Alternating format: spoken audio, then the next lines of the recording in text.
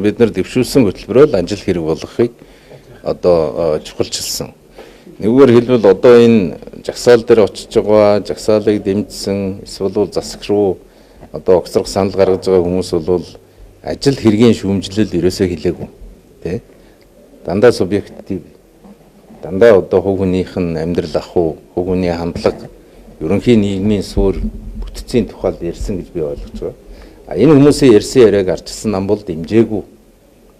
Арчилсан нам дэмжээд ямар нэгэн хэлбэрээр шийдвэр гаргацсан бол бид нар бол асуудлыг ярина. Нэггээр хэлбэл гэрээнд тусах, би ч гэрээгээ уншиж байгаа юм шүү дээ. Тэгэхээр гэрээнд тусгагдсан одоо зүйлсийн өөдөөс явсан бол нам өөрөө хариуцлага тооцно.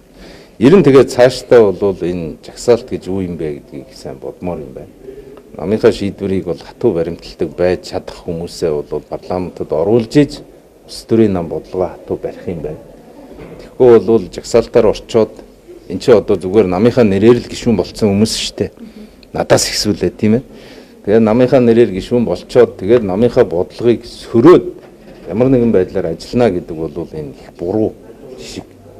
Цаашдаа ч их буруу болох байх.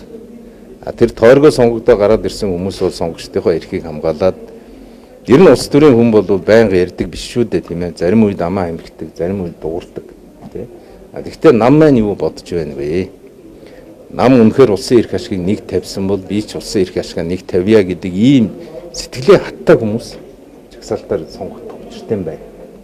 Ер нь цаашдаа бол энэ дээр хэрхэн одоо жагсаалтыг тодруулах вэ гэдэг дээр бодлого гаргахгүй бол хамгийн их дээр итгэл эвдэж байгаа нь бол жагсаалтаар орсон хүмүүс чинь намын бодлогыг одоо ягштал баримтлах байтал одоо ингээд асуудал үүсгээд байна гэдэг ийм л юм байна. Тэр нь бол ардын нам талдаач байгаа, манай талдаач байгаа. Тэгэхээр бол цаашдаа зүгээр энэ удаагийн үзэгдэл бол нэг л жишээ шүү дээ. Цаашдаа Монголын парламент пропорционал тогтолцоогоо хамгаалаад парламентын засаглалаа хадгалж хамгаалахын тулд илүү төвлөрч илүү боловсронгуй болох хэрэгтэй юм байна. Тэгэхээр бол жагсаалтын гишүүнээ одоо би намаас гүйч юм. Тийм ээ? Хариуцлага тооцож байна. Гэтэл тэр хүнийг их хурлаас яах юм? Тэ? Нам өөрийнхөө капиталыг яах юм? Нэг суудлаа яах вэ? Гэт ингээд олон асуудал бол шийдэгдээгүй юм байна. Тийм учраас энэ дээрээ бол цаашдаа шийдлээ гаргаад явах нь зүг байхаа гэж бодож байгаа. Нам одоо засгаас гарсныхаа дараа юу гэдэг зарим гишүүд нь тусдаа одоо шинэ нам байгуулад явах юм бол шинээр байгуулагдсан засгийн газарт одоо хамтарч ажиллаж болно. Энэ одоо улс төрийн боломжийг нээлттэй үлдээж байна гэдэг мэдээлэл гарсан. Энэ дээр наадах ч юм бол арчилсан намыг хуваах гэсэн чулуу аялт. Монгол Ардын нам бол нэг тийм л ажил хийдэг.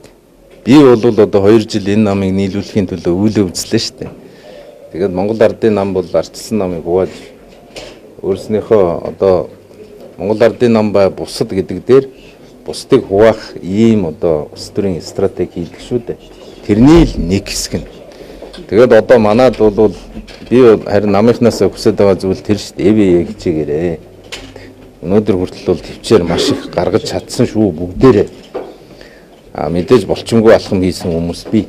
Гэхдээ ихэнх нь бол төвчээр гаргаад шүдэ зуугаад үнэхээр Монголыг босгоод ирье. Хөөх юм ард түмэн чинь ядуу байна. Тийм учраас энэ ядуурлыг арилгая гэдэг ийм л зорилтын төлөө төвччихсэн. Тийм учраас бол арчилсан нам тийм амархан хагарч ботрахгүй гэж би итгэж байна. Гэхдээ би хүмүүсийн өмнөөс хэлж мэдэхгүй. Тэ? Би тэрийг бол нам дотроо байнга яриад явна. Ойлгомжтой. Та нар эвэлж нэгдэх нь бол маш хэцүү гэдгийг одоо энэ хамтарсан засаг бас харууллаа шүү дээ. Хамтарсан засаг хэцүү юм байна. Үнэндээ бол өөр соёлтой хүмүүс, тэгээ өөр бодлоготой хүмүүс. Гэхдээ ЭВ-ийг хэрхэн сахих вэ? Хэрхэн ойлголцох вэ? Хэрхэн нэгэндээ хүндэтгэлтэй хандах вэ? Ингээд их олон сорилт бол байд юм байна. Тэрэн шиг манай нам дотор их олон ургалж үзэл байдаг. Тэгээ тэр үзэл болгоныг шигтгэж, эвлүүлж авч явна гэдэг бол өөрөө тийм амар зүйл бол ерөөсөө биш. Зодтолтох бол амархан. Хэрэлдэх бол үнэхээр амархан. Салах бол үнэхээр амархан. Нийлэх бол маш олон давааг давдаг. Гэхдээ улсынхаа эрх ашгийг бодосоо ялангуяа энэ их хурлын гишүүд бол улс орныхоо эрх ашгийг бодож арчилсан нам бол энэ Монголын төрийн 2 том багны нэг гэж өөрснийгөө итгэж байгаа бол энэ намаа институт суулгахын төлөө бүгдээрээ хичээх үүрэгтэй. Бид нар ч бас нэг Монгол төрийн энэ олон зуун жилийн түүхэн дотор, олон мянган жилийн түүхэн дотор өчүүхэн цаг хугацаанд тодорхой үүрэг даалгавартал ирж байгаа хүмүүс шүү дээ. Энэ цагийн арчилсан намынхны үүрэг бол энэ намыг бойжуулах. Энэ намыг институт болгох. Энэ ядуурлаас энэ улсыг гаргах. Ийм л үүрэгтэй болов уу гэж би хувьдаа боддгийн. Энэ үүргээ нэр төртөө биелүүлэх л учиртай л. Гэрээ байгуулсан шүү дээ. Энэ гэрээ зөрчсөн гэдэг нь л яг ямар заалтыг зөрчсөн. Тэр гэрээ зөрчсөн энэ төр бол бүтэглэгээ. Би харсан үний, би өөрөө зурсан үний үед хэлж штэ. Бүтэглэг. Ийм бүтэглэг хэлбэрээр асуудлыг шийдэж байгаад харамсаж байгаа. Ер нь бол том шалтгаан юу байваа гэдэг бол урт удаан хугацаанд яригдах байхаа. Монгол улсад нууц зүйл байхгүй. Шалтгааныг арчилсан нам руу одоо ерөнхийдөө түлхээл ингээд шийдэх шиг боллоо л доо яасан гэсэн чи гэрээгээ зөрчсөн учраас арчилсан намыг гаргачих гэдэг байдлаар ер нь одоо өчигдрийн шүмжэнгөө хурлцсан Монгол Ардын Нэмэн баг хурлын тиймэрхүү байдалтай дүгнэлт гаргалаа шүү дээ. Уг нь бол ерөнхий сайдтай хариуцлага тооцох асуудал яригдчихсэн шүү дээ. Тэгээ яаж яваад арчилсан нам буруухан болчихв. Гэхдээ арчилсан нам бол ерөөсө буруутан биш шүү. Тэр бол угаасаа цаг хугацааны явцад бол их тодорхой болно. Би өнөөдөр оюун эрдэнэ даргатай, дурчхан даргатай ингээд 1-2 цагийн дараа уулзалт хийн. Тэгээ би бол тухайн хурлын бүтэн мэдээллийг сонсно. Гаргах гэж байгаа шийдвэрийг нь сонсно. Аль шийдвэрт бид бол хүндэтгэлтэй хандна. Ямар ч тохиолдолд энэ бүтгэлгээ зогсоо гэдэг шаардлагыг би бол оюун эрдэнэ даргад тавина. Бид бол ямар ч гэрээний зөрчил бол байхгүй. Бүтгэлэг хийх тусам дараагийн төрийн үйл хэрэгт халтаа шүү гэдгийг хэлнэ. Гүтгээд тэгээд урвдаг гэдэг зүйл байж болохгүй. Монголын төр чинь энэ төрийн гал голомт гэдэг чинь ариун байх хэрэгтэй. Үнээл хилцгээлтэй ажиллахад хэцүү байгаа бол тэрийг хэл. Арчилсан нам их олон албан тушаал аваад бэхжээд байгаа бол тэрийг энэ үг үеэр тийм биз. Эсвэл арчилсан нам одоо хяналтын сайд авчиад хүмүүсийг шалгаад байна гэж гомдолж байгаа юм гинлээ. Тэгвэл тэрийг хэл. Үнэхээр одоо ямар нэгэн байдлаар одоо урт хугацааны тодорхой тоглоом тоглох гэж яхад тэрэнд нь арчилсан нам садаа болоод байгаа бол тэрийг хилцгээ тий.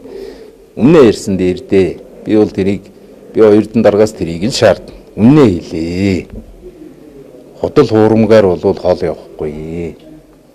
Арчилсан намын 1-2 гишүүнийг одоо шалтгаан болгоод арчилсан нам хэрвээ засгаас гарсанд энэ гишүүд буруутай бол арчилсан нам өөрөө хариуцлага тооцоол явчих байх. Тэр хариуцлагыг ардын нам тооцдог ч зүйл биш. Тийм учраас бол одоо үнэн мөнөөрөө явахыг хичээ. Сэтгүүлчид та нар үнэн мөнийг олж мэдхийг хичээ. Олсон үнэн мөнөө ард түмэндээ хүрэхийг хичээ. Битээ нуугаад бай. Сонсон дуулснаа ярь. Надаас асуухаас илүүтэйгээр учир шалтгааныг тайлал да улан дахиад. Тийм биз. Чи одоо ингээл зүгээр л ингээл ган төмрөөр хилүүлэл болоо гэж бодож болохгүй шүү дээ. Манай сэтгүүлчид өөрснөө авахал самбаатай бай. Ер нь ардын намынхнаа сайн сонс бичиж байгаа тий. Сайн байна. Тэгээ амжилт хүсье. Хэвлийн эрхчлөө бол одоо ингээд нэг намын засаглал руу шилжихэд амин чухал шүү. Ер нь бол хэвлэлийг худалдаж авдаг, боомлдог ажлыг одоо нэг нам дангаараа засаглахаараа хүчтэй хийж эхэлдэг, тийм ээ. Тэгээд энэ үед бол бид нар хэвлэлийнхнийгаа хамгаалах, өмгөөлөх талд нь байх, хэвлийн эрхчлөөний хуулийг сайн хууль гаргах, Монгол хүн үгээ хэлдэг эрхтэй байх үед бол үнэн мөн бол тодорхой болно. Үг хэлэх эрхэл хаалгачих юм бол худал хуурмаг ертөнцид бид нар автнаа.